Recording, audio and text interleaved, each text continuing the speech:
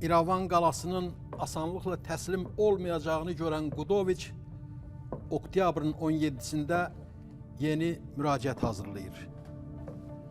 Bu dəfə qalanın komendantı Həsən xana müraciət edir. Ona müxtəlif vədlər verir. Yazır ki, əgər qala təslim olarsa, onda qarnizonun sağ-salamat çıxıb İranın içərilərinə doğru getməsinə icazə veriləcək. Möhtərəm komendant, əgər siz də qarnizonla birlikdə getmək istəsəniz, tam sərbəstsiniz. Yox, əgər qalmaq istəsəniz, sizə söz verirəm. Əlahəzrət imperatordan xahiş edəcəyim ki, sizi bütün səlahiyyətiniz və var dövlətiniz qorunmaqla İrəvan xanı təyin etsin. İrəvan qalası və şəhər istisna olmaqla bütün İrəvan vilayəti sizin tabeliyinizə veriləcək.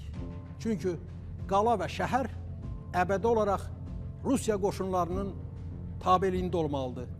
Əlahəzrət imperator belə istəyir. Sabah günorta sizdən cavab gözləyirəm.